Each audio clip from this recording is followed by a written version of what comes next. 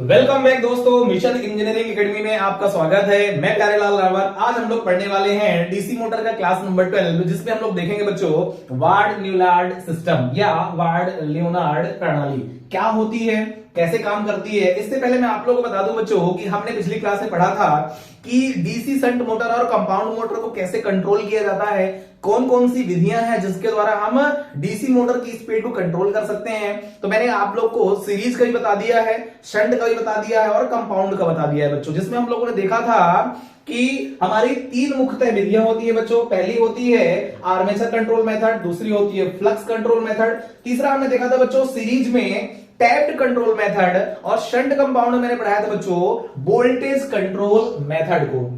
उसमें हमने देखा था बच्चों कि हमारे पास में जो फ्लक्स कंट्रोल मेथड थी उसमें हम लोग क्या कर रहे थे बच्चों, स्पीड को इंक्रीज कर रहे थे बेस स्पीड से, या उसके जो रेटेड स्पीड होती है उससे हम केवल इंक्रीज कर पा रहे थे, डिक्रीज नहीं कर रहे थे। ठीक है, वैसे ही हमने बताया था बच्चों कि जो आर्मेचर कंट्रोल मेथड होती है उसके द्वारा हम स्पीड क्या कर सकते हैं, केवल बेस स्पीड से डिक्रीज कर सकते हैं, कम कर सकते हैं, ज्यादा नहीं कर सकते हैं। तो ये सारी चीजें मैंने आपको ऑलरेडी पढ़ा दिया है, आप पिछले 2 लेक्चर में जाकर के देख सकते हैं बच्चों। अभी हमारा टॉपिक वही चल रहा है कि speed control of DC motor, DC motor को किस तरीके से हम कंट्रोल कर सकते हैं उसकी स्पीड को, ये हमारा टॉपिक चल रहा था बच्चों, जिसमें हम ऑलरेडी सीरीज को पढ़ लिया है, शंट को पढ़ लिया है, कंपाउंड को पढ़ लिया है, उन तीनों मेथड्स को मैंने डिस्कस कर लिया है। तो बच्चों आज हमारी जो लास्ट मेथड है वो है वार्ड लियोनार्ड मेथड। ओके बच्चों, मैं आपको बता दूं थोड़ा सा वार्ड लियोनार्ड मेथड के बारे में कि यह जो मेथड है बहुत ही अच्छी मेथड मानी जाती है, क्योंकि बच्चों यह एक ओनली इकलौती मेथड है जिसकी सहायता से हम क्या कर सकते हैं बच्चों, जो बेस स्पीड होती है, जो रेटेड स्पीड होती है बच्चों, उससे हम क्या कर सकते हैं, स्पीड को इंक्रीज भी कर सकते हैं और डिक्रीज भी कर सकते हैं। लेकिन बच्चों बहुत इंपॉर्टेंट एक और इसमें पॉइंट है, लेकिन हम इसका हर जगह उपयोग नहीं करते हैं, बिकॉज ऑफ इसका जो इन्वेस्टमेंट, ये जो इसका जो बनावट होती है, ये हम कह सकते हैं जो इसमें अरेंजमेंट होता है वो बहुत महंगा होता है। इसलिए हम ये कह सकते हैं बच्चों कि इसका जो उपयोग करते हैं वो हाई वोल्टेज की रेटिंग वाली हाई रेटेड जो मोटर होती है। जैसे हम बात करें 750 किलोवाट से लेकर के 3750 किलोवाट की जो मोटरें होती है बच्चों, उनको कंट्रोल करने के लिए हम क्या करते हैं, जनरली वार्ड लियोनार्ड प्रणाली का उपयोग करते हैं। तो बच्चों ये जो वार्ड लियोनार्ड मेथड है, ये जो है तो कैसे काम करती है, इसमें क्या क्या प्रोसेस होती है, वो सारी चीजें मैं आज की इस क्लास में आप लोगों को बताने वाला हूं। सबसे पहले इसके कुछ इंपॉर्टेंट पॉइंट्स को डिस्कस कर ले बच्चों। यह जो विधि है ये as a voltage control method के ही हिसाब से काम करती है। जैसे हमने कल की क्लास में पढ़ा था बच्चों कि वोल्टेज कंट्रोल मेथड जो होता है उसके द्वारा हम क्या करते हैं बच्चों, उसमें क्या हो रहा था, वोल्टेज को हम डिक्रीज कर रहे थे, अपना स्पीड को डिक्रीज कर रहे थे। सेम यहां पे भी क्या होगा बच्चों, हम स्पीड को कम करेंगे, लेकिन इसमें एक एक्स्ट्रा जो फीचर्स है वो ये है कि हम वोल्टेज को स्पीड को कम और ज्यादा दोनों कर सकते हैं।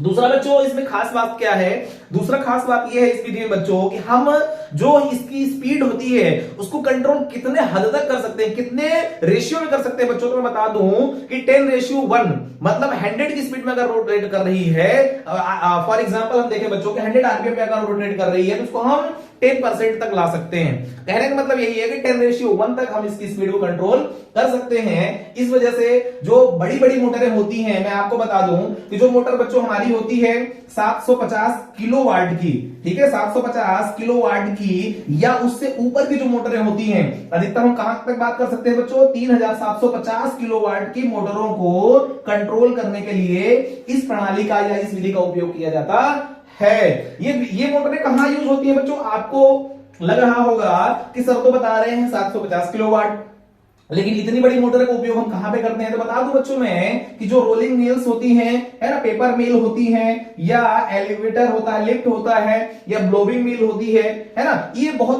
बड़ी बड़ी जो कंपनियां होती हैं वहां पे जो मोटर यूज होती हैं बच्चों वो इतने ही वाट की होती हैं, है ना। उनको कंट्रोल करने के लिए क्या करते हैं, वार्ड लियोनार्ड सिस्टम का उपयोग करते हैं। इसमें खासियत और है बच्चों कि इसकी इस मोटर की जो तो संवेदनशीलता होती है ना, वो हाई रेंज की होती है। मतलब इसकी जो संवेदनशीलता, मतलब कह सकते हैं हम हिंदी में बच्चों की इसकी जो रेंज कैपेसिटी होती है वो बहुत हाई होती है। हाई स्पीड को बहुत लो स्पीड तक ले जा सकता है, बहुत लो स्पीड को हाई स्पीड तक ले जा सकते हैं, मतलब इसकी कंट्रोलिंग कैपेसिटी जो होती है वो ज्यादा होती है। अब बच्चों हम बात करते हैं इसके सर्किट डायग्राम की, जो हमने ड्रॉ किया हुआ है ऑलरेडी बोर्ड में। इसमें हम देखते हैं बच्चों, सबसे पहले हम देखेंगे वाट लियोनार्ड मेथड में क्या कर रहे हैं बच्चों। सबसे पहले हमारे पास तो बस बार होता है, क्योंकि हम 3 फेज मोटर यहाँ पे लगा रहे हैं। अच्छा, 3 फेज मोटर बच्चों, जो 3 फेज इंडक्शन मोटर होती है उसमें हम कौन सी वाली यूज कर रहे हैं, स्क्विरल केज यूज कर रहे हैं। क्यों स्क्विरल केज यूज कर रहे हैं बच्चों, क्योंकि इसके कुछ बेनिफिट्स होते हैं, है ना। जैसे मैं बता दूं आपको, 3 फेज जो मोटर होती है मुख्यतः 2 प्रकार की होती हैं। पहली होती है स्क्विरल केज, दूसरी होती है स्लिप रिंग। स्लिप रिंग जो होती है बच्चों, उसमें वाइंडिंग्स होते हैं, है ना, उसमें कंट्रोलिंग सिस्टम स्लिप रिंग लगा होता है ना। इसमें क्या होता है, मैं इसका डायग्राम ड्रॉ कर दूंगा आपको, स्क्विरल केज बनता कैसे है। एक्चुअली में आपको अगर मैं ड्रॉ करके बताऊं बच्चों, स्क्विरल केज का आपको मैं डायग्राम अगर बना के बता दूं तो आपको समझ में आ जाएगा कि एक्चुअली में हम इसका यूज क्यों करते हैं। तो बच्चों कुछ इस प्रकार का जो है तो डायग्राम होता है। इसमें हम क्या करते हैं कि ये हमारा क्या हो जाता है बच्चों, कॉपर की रिंग हो जाती है, ठीक है। ये क्या है, कॉपर की रिंग है, ठीक है। ये कॉपर की रिंग है। इस कॉपर की रिंग में हम क्या करते हैं बच्चों, ये खांचे कटे होते हैं। इस खांचे में क्या करते हैं बच्चों, यहां पे डायरेक्ट इस स्लॉट्स में क्या करते हैं बच्चों कि कॉपर के रॉड डायरेक्ट डाल करके और उसको क्या करते हैं आपस में शॉर्ट कर देते हैं।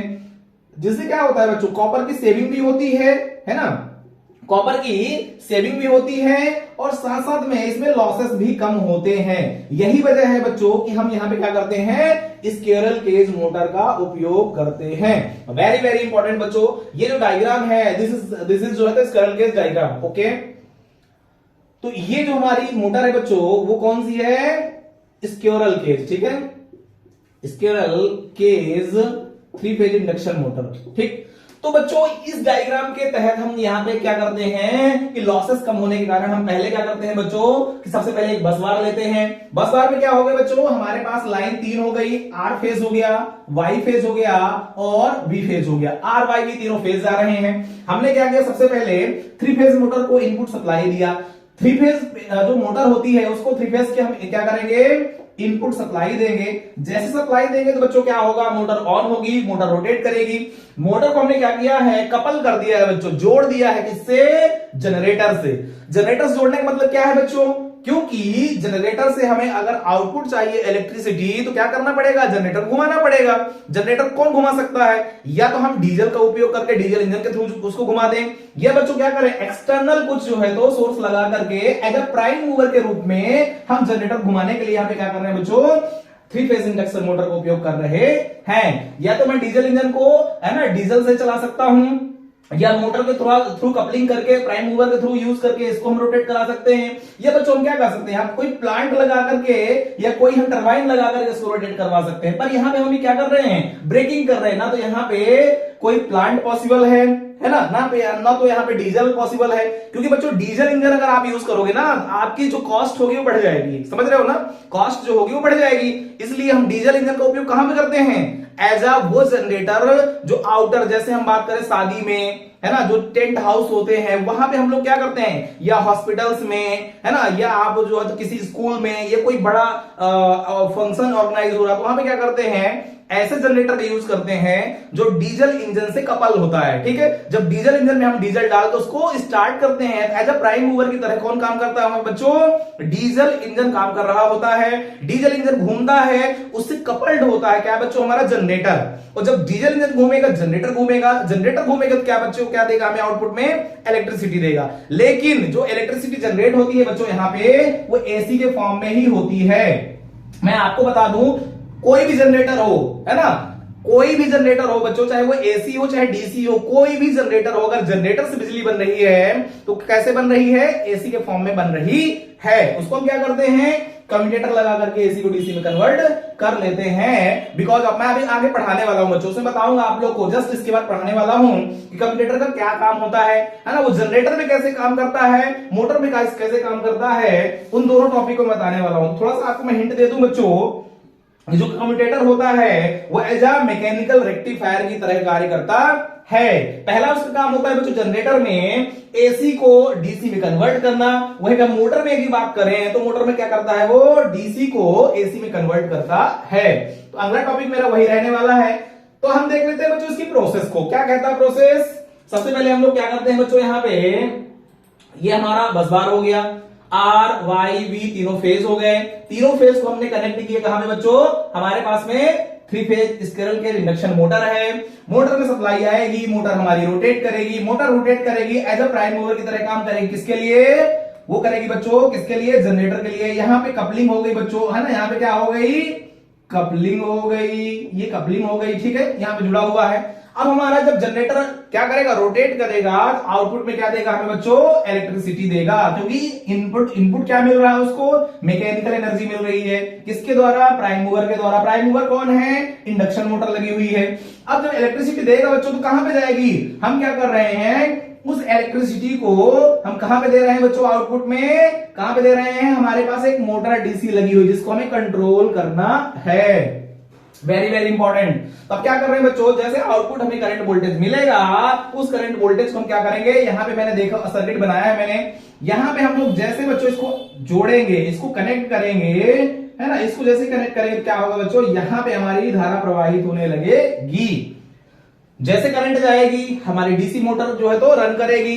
अब क्या करेंगे बच्चों, ये डीसी मोटर के बाद क्या लगा हुआ है, डीसी मोटर के बाद लगा हुआ है बच्चों लोड। और ये लोड क्या हो सकता है, लोड हो सकता है बच्चों, कोई ट्रैक्शन मोटर हो सकती है जो कि ट्रेन को चला रही हो, कोई रोलिंग मिल हो सकती है जो पट्टों को घुमा रही हो, है ना, कोई पेपर मिल हो सकती है जहां प्रिंटिंग का बहुत बड़ा काम हो रहा हो, कोई लिफ्ट हो सकती है जिसमें लोगों को ऊपर नीचे ले जाने का काम कर रही हो। तो कुल मिला के ये लोड का मतलब वही होता है जिससे हमारा जो मोटर है, मोटर के सॉफ्ट में जो चीजें जुड़ी हुई है, क्योंकि अल्टीमेटली मोटर क्या कर रही है, इलेक्ट्रिकल एनर्जी लेकर के मैकेनिकल में कन्वर्ट कर रही है। तो मैकेनिकल कार्य क्या हो गया, कोई लोड हो गया, है ना। लाइक मैंने बता दिया आपको कि रोलिंग मिल में कोई मोटर यूज हो रही है, पेपर मिल में हो रही है, ट्रैक्शन मोटर में हो रही है, या जो है तो एलिवेटर में हो रही है, ब्लोइंग मिल में हो रही है, तो वो हमारा लोड हो गया। अब मैं कंक्लूजन इसका बता दूं, इसका सारांश बता दूं बच्चों। कंक्लूजन क्या है, ये है कि हम लोग क्या कर रहे हैं बच्चों, वार्ड न्यूडार्ट मेथड में क्या कर रहे हैं, हमने सबसे पहले क्या लिया, बस बार लिया। बस बार मतलब तीनों फेज हमने लिया, आर वाई वी, तीनों फेज को हमने कनेक्ट किया कहां से, 3 फेज इंडक्शन मोटर में, स्क्विरल केज टाइप की, इसको हमने कनेक्ट किया, ये चालू हुई, ये घूमी, इसका सॉफ्ट घूमा तो क्या घूमा बच्चों, हमारा जनरेटर घूमा। जनरेटर घूमेंगे तो बिजली आउटपुट में हमें बना करके देगा, उसको हमने जोड़ दिया कहां बच्चों, 3 फेज सॉरी डीसी मोटर में। हमारी जो सप्लाई है आउटपुट वो सिंगल फेज में मिल रही है, प्लस और माइनस। तो यहां पे हमने क्या किया कि जोड़ दिया किसको बच्चों, किसको कपलिंग कर दिया, यहां पे कनेक्ट कर दिया हमने डीसी मोटर को। अब क्या करेंगे, यहां पे काम क्या हो रहा है, एक्चुअली में काम ये हो रहा है बच्चों कि हम क्या करेंगे, मोटर के हिसाब से, जैसे मोटर धीमा घूमेगी या तेज घूमेगी, है ना, इसकी स्पीड कम ज्यादा होगी तो जनरेटर की स्पीड भी कम ज्यादा होगी, जिससे क्या होगा बच्चों, वहां फ्लक्स कभी कम बनेगा और कभी ज्यादा बनेगा। इन केस मैं बात करूं अगर कि हम क्या करेंगे, यहां पे अगर फ्लक्स हम कम बनाएंगे कहां पे, डीसी मोटर में, अब हम इलेक्ट्रिसिटी कम देंगे, है ना, जब इलेक्ट्रिसिटी कम देंगे तो फ्लक्स क्या बनेगा, कम बनेगा। अगर इलेक्ट्रिसिटी ज्यादा देंगे तो फ्लक्स ज्यादा बनेगा। तो फॉर एग्जांपल बच्चों कि हमारी करंट जो है ज्यादा बन रही है तो वहां पे क्या होगा, फ्लक्स ज्यादा बनेगा। फ्लक्स ज्यादा बनेगा तो वोल्टेज क्या हो जाएगा बच्चों, कम हो जाएगा, तो वहां पे स्पीड क्या होगी, कम हो जाएगी। वहीं पे हम क्या करें, हम अगर जनरेटर को कम स्पीड पर रोटेट करवाएं तो बिजली कम जनरेट करके देगा, जिससे हमारी जो फ्लक्स होगी कम बनेगी, और उस कंडीशन में क्या होगा बच्चों, हमारी स्पीड बढ़ जाएगी। कहने का मतलब यह है बच्चों कि यहां पे 2 कंडीशन बनती है, फ्लक्स को कम भी किया जा सकता है, फ्लक्स को ज्यादा भी किया जा सकता है। उसी रेशियो में क्या होगा, वोल्टेज कम ज्यादा होगा और हमारा जो स्पीड होगी वो भी चेंज होगी, ठीक है। तो इस कंडीशन में या इस विधि के द्वारा बच्चों हम दोनों चीजें कर सकते हैं, स्पीड को हम क्या कर सकते हैं, कम भी कर सकते हैं, और स्पीड को हम ज्यादा भी कर सकते हैं। This is very very important concept बच्चों, ओके। आई होप आपको समझ में आ गया होगा।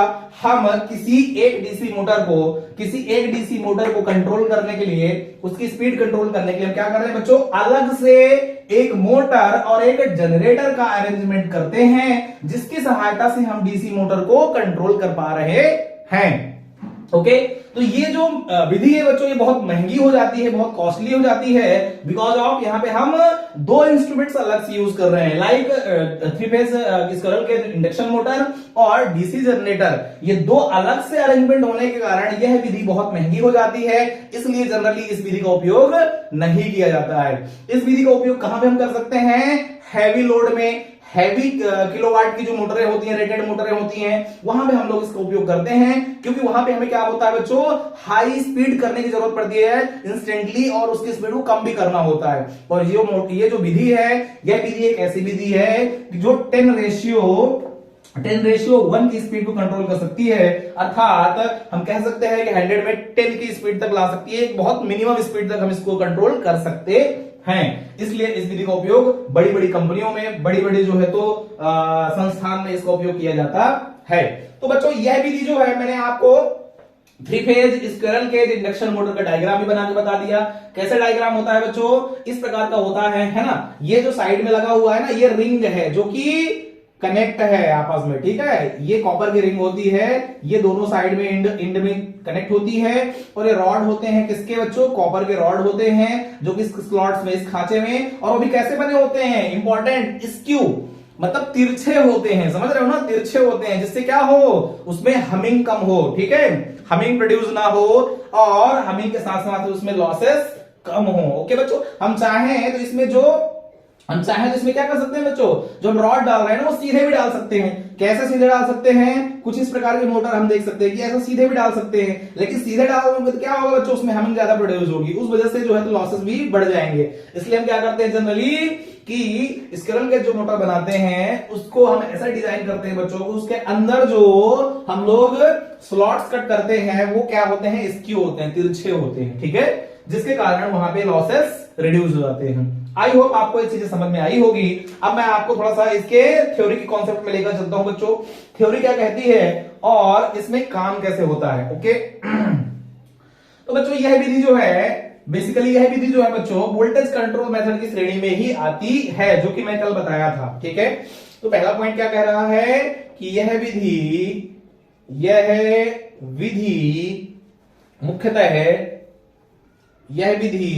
मुख्यतः वोल्टेज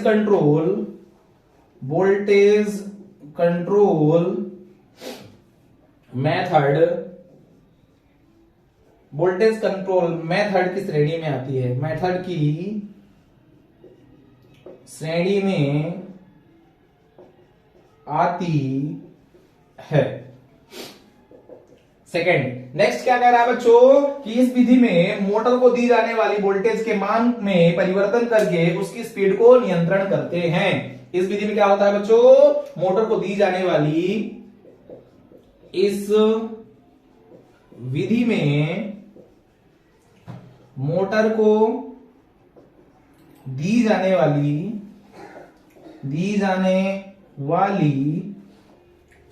वाली वोल्टेज के मान को परिवर्तित मतलब बच्चों चेंज करके, है ना, परिवर्तित करके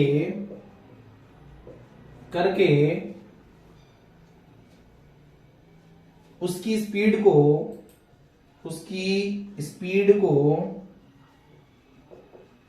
कंट्रोल करते हैं।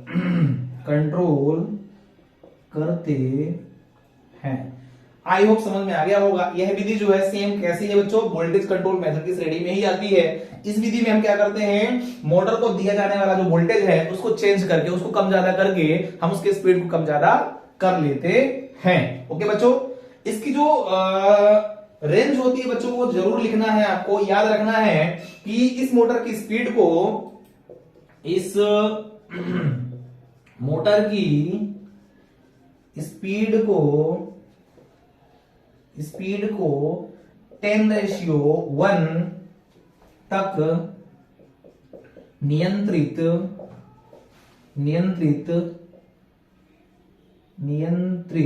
कर सकते हैं। इसकी संवेदनशीलता बहुत ज्यादा होती है, क्योंकि एक्यूरेसी बहुत अच्छी होती है, ये हाई रेंज तक क्या करती है बच्चों, कंट्रोल कर लेती है। ठीक है, अगेन फोर्थ पॉइंट जो है बच्चों, इसमें हम लोग देख लेते हैं, बहुत इंपॉर्टेंट है। इस मोटर के द्वारा या इस विधि के द्वारा हम बोल सकते हैं बच्चों, इस विधि के द्वारा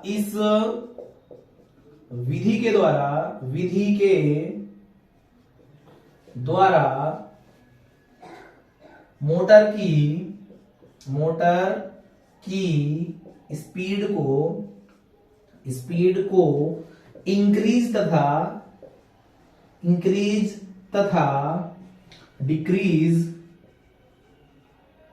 डिक्रीज है ना, इंक्रीज तथा डिक्रीज कर सकते हैं।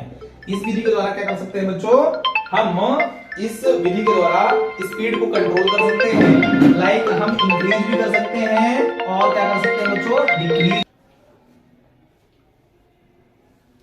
तो इंक्रीज और तथा डिक्रीज हम यहाँ पे कर सकते हैं। यह एक इकलौती विधि है बच्चों, यह एक इकलौती विधि है जिसके द्वारा हम क्या कर सकते हैं बच्चों, हम स्पीड को इंक्रीज तथा डिक्रीज, अर्थात इंक्रीज मतलब बढ़ा सकते हैं और घटा सकते हैं। यह एक जो है तो स्पेशल इसका जो है तो जो है हमको बेनिफिट मिल जाता है बच्चों। बाकी विधियों में मैंने आपको बताया था केवल या तो इंक्रीज कर सकते हैं या डिक्रीज कर सकते हैं। एक और पॉइंट है बच्चों, लास्ट पॉइंट, इसके बाद हम इसके एप्लीकेशन को भी देखेंगे। इसका एक लास्ट पॉइंट है, उसको भी हम लोग देख लेते हैं बच्चों कि किस रेटिंग तक की मोटरों में इस विधि का उपयोग किया जाता है। तो ये भी देख लेते हैं बच्चों। एक्चुअली में मैं थ्योरी लिखवाने का मेरा रीजन ये है बच्चों कि आईटीआई बेस्ड जो एग्जाम्स होते हैं उसमें यदि थ्योरी आप लिखेंगे ना तो वहां से कॉन्सेप्ट क्लियर होगा, क्योंकि न्यूमेरिकल क्वेश्चन बहुत कम आता है आईटीआई के एग्जाम्स में। वहां पे क्या होता है, कॉन्सेप्ट वाले क्वेश्चंस आते हैं। कॉन्सेप्ट कब क्लियर होता है, जब आप थ्योरी पढ़ के जाते हैं, ठीक है। तो कोई भी ऑप्शन आपको टिक करना है यदि, तो आपको थ्योरी का कॉन्सेप्ट क्लियर होना चाहिए। तो लास्ट पॉइंट है बच्चों, इस विधि का उपयोग, इस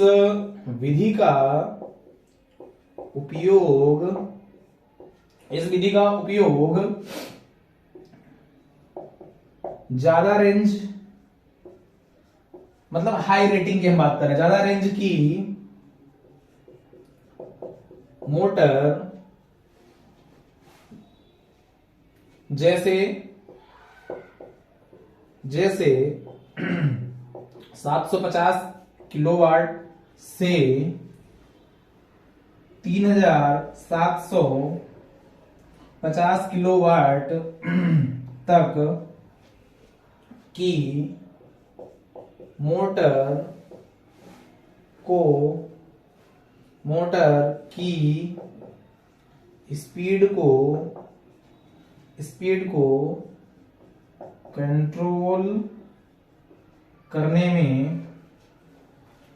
कंट्रोल करने में किया जाता है, करने में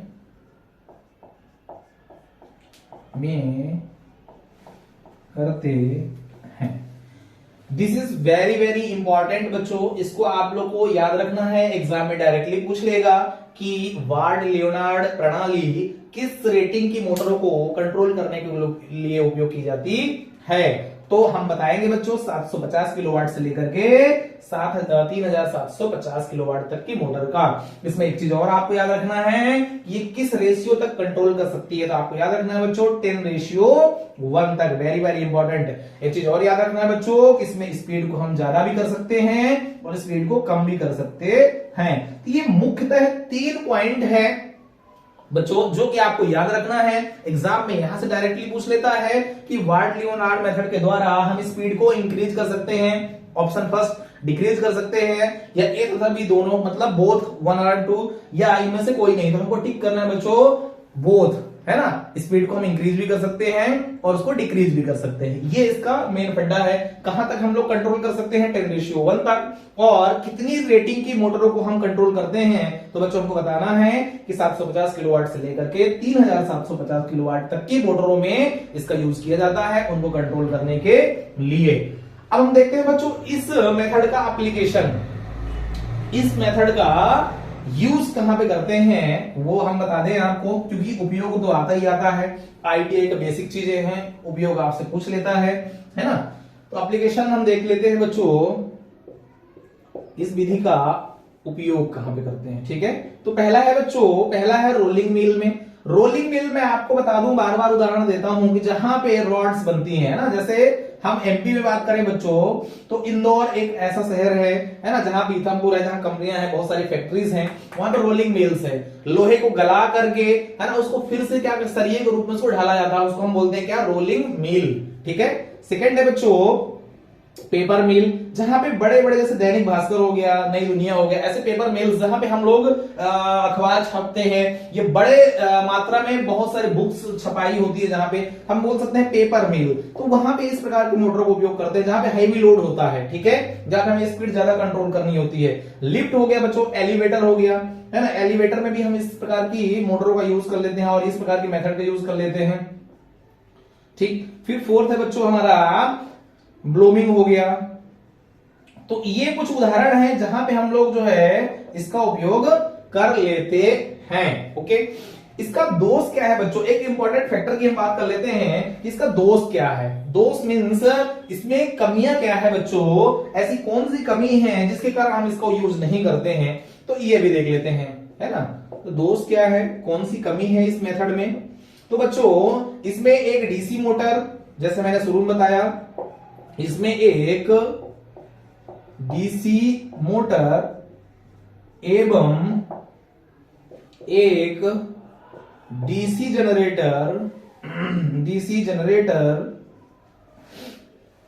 अलग से उपयोग करना पड़ता है, ठीक है, अलग से उपयोग करना पड़ता है। इसलिए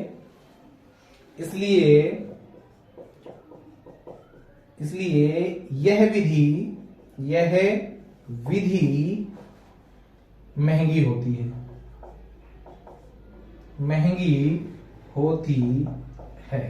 और महंगी होने के कारण क्या होता है बच्चों, हम इस विधि का उपयोग बहुत कम करते हैं, ठीक है। लाइट लोड पर इस विधि का उपयोग जो है तो नहीं करते हैं, क्योंकि इससे दक्षता क्या हो जाती है, कम हो जाती है ना। तो एक पॉइंट और लिख लेते हैं कि बच्चों लाइट लोड मतलब कम, ठीक है। क्या बोल रहा है कि कम लोड में इस विधि का उपयोग नहीं करते हैं, इस विधि का उपयोग नहीं करते हैं।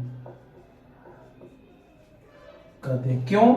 क्योंकि बच्चों, क्योंकि उस समय दक्षता क्या होती है, कम हो जाती है, क्योंकि दक्षता कम हो जाती है।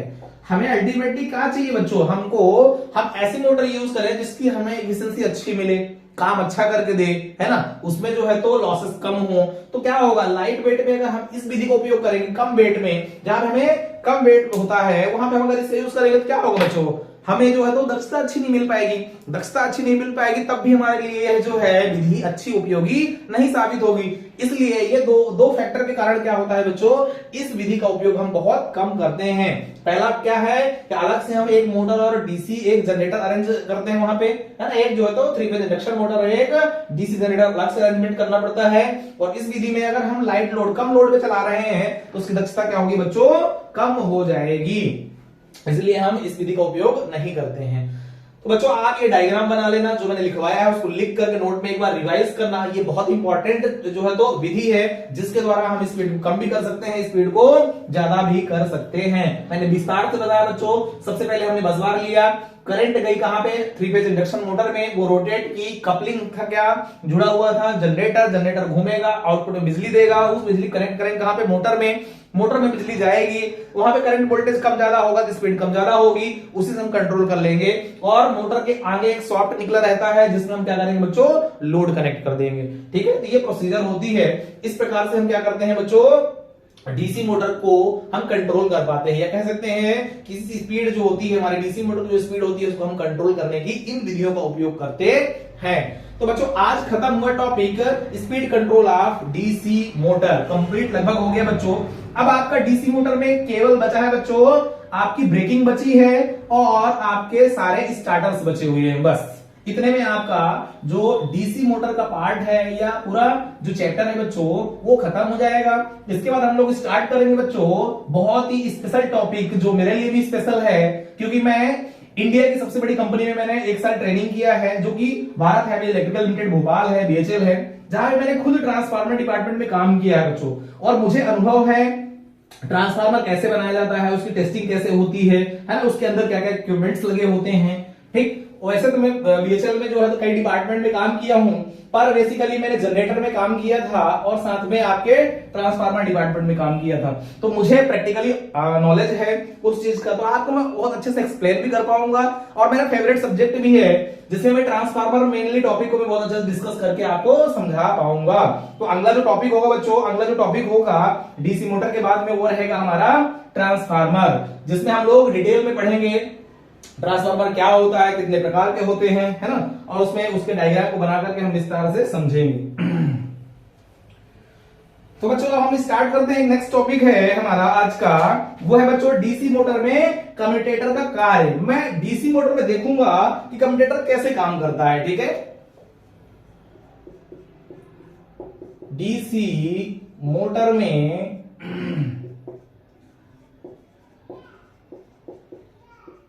कम्यूटेटर का कार्य, आप बहुत दिनों से आप पढ़ रहे हैं कम्यूटेटर एसी को डीसी में कन्वर्ट करता है, एसी को डीसी में कन्वर्ट करता है, पर एक्चुअली में होता कैसे है और क्या काम करता है, उसका कॉन्सेप्ट क्या है, आज इसको समझ लो, है ना। क्योंकि हम कई दिनों से यही डिस्कस करते आ रहे हैं, 10 दिन 12 दिन से, कि बच्चों कम्यूटेटर होता है ना, डीसी मोटर में हम लोग क्या करते हैं, सप्लाई जो देते हैं वो डीसी कैसे दे पाते हैं, क्योंकि सप्लाई तो हमारी एसी की रहती है, तो एसी में डीसी में कन्वर्ट करने का जो रीजन है वो कौन है, कम्यूटेटर है। कहां पे लगा होता है बच्चों, जो हमारा आर्मेचर वाइंडिंग होती है ना, ठीक उसके बाहर, उसके ऊपर लगा होता है। क्या करते हैं, आर्मेचर वाइंडिंग में जो सप्लाई हमारी जनरेट होती है, हम कह सकते हैं कि जनरेटर के अंदर जो विद्युत बनता है, उसके बाद वो विद्युत कहां पे जाता है बच्चों, कम्यूटेटर में जाता है। जस्ट उसके ऊपर सेगमेंट्स लगे होते हैं, उसी को हम लोग क्या बोलते हैं बच्चों, कम्यूटेटर बोलते हैं, है ना। कम्यूटेटर का मैं डायग्राम आपको बना के थोड़ा छोटा सा बता दूं, है ना। कुछ इस प्रकार का हमारा कम्यूटेटर होता है। ये हमारा क्या हो गया बच्चों, कम्यूटेटर हो गया। इसके अंदर क्या होगा, इसके अंदर हमारा जो है ना जनरेटर का जो है तो वो पार्ट होगा जहां बिजली बन रही होगी। ये हमारा हो गया, मान लो कि जनरेटर का वो पार्ट जहां कॉइलिंग है और जहां हमारी बिजली बन रही है। तो यहां से क्या होगा बच्चों, यहां से हमारा जो है ना कार्बन ब्रशेस के माध्यम से जो है तो कनेक्ट होता है और वो एसी को डीसी में कन्वर्ट करके हमें फाइनली आउटपुट दे देता है। और यहां से हम क्या करते हैं बच्चों, यहां से हम क्या करते हैं बच्चों, ये हमें जो है तो यहाँ पे आउटपुट में क्या मिल जाता है, डीसी मिल जाता है। ये होती है डीसी वोल्टेज, कौन सी, डीसी वोल्टेज। आई होप समझ में आ गया होगा। यहां पे जो अंदर बन रही है बच्चों, कौन सी बन रही है, करंट, एसी बन रही है। अल्टरनेटिंग करंट अंदर बनती है, उसके बाहरी पार्ट्स में क्या होता है, सेगमेंट्स लगे होते हैं, है ना। और इसके द्वारा क्या होता है बच्चों कि उसमें जो है तो सप्लाई जाती है और वो क्या करता है, कन्वर्ट करके हमें दे देता है। मैं कम्यूटेटर का एक बड़ा चैप्टर लेकर के आऊंगा बच्चों, एसी के 3 फेज इंडक्शन मोटर जब पढ़ाऊंगा उसे बताऊंगा कि किस मटेरियल का बना होता है ना, उसमें जो है तो कौन सा मटेरियल यूज होता है, किस मटेरियल का बनाया जाता है, कैसे उसकी एक्चुअल में संरचना होती है, वो सब चीजें हम 3 फेज में पढ़ेंगे ऑलरेडी। बस मैं इसके बारे में छोटा सा एक उदाहरण लेकर के बताऊंगा आपको कि डीसी मोटर में हम जो बात कर रहे थे कि एसी को डीसी में कन्वर्ट करना, वो कैसे कर रहे थे बच्चों। तो मैं बता दूंगा आप लोग को, कम्यूटेटर जो होता है बच्चों, सबसे पहले डीसी जनरेटर में कैसे काम करता है। तो जनरेटर की केस में क्या काम करता है बच्चों, यह एसी को डीसी में कन्वर्ट करता है, ठीक है। जो दूसरा पॉइंट है बच्चों वो है मोटर। अब मोटर में कैसे काम करता है हम जानते हैं। मोटर में क्या काम करता है बच्चों, अगर मोटर की हम बात करें तो क्या करता है, डीसी को एसी में कन्वर्ट करता है, एसी में कन्वर्ट करता है, ठीक है। ये दोनों चीजें आपको याद रखना है। फिर हम देखेंगे बच्चों कम्यूटेटर जो होता है कैसे काम करता है, एज अ मैकेनिकल रेक्टिफायर की तरह। जैसे हमारे पास इलेक्ट्रिकल में रेक्टिफायर होता है जो डायोड से मिलकर के बना होता है, सेम जैसे रेक्टिफायर काम कर रहा होता है बच्चों, वैसे ही हमारा क्या होता है, यहाँ पे हमारा कम्यूटेटर काम कर रहा होता है। तो हम कह सकते हैं कि कम्यूटेटर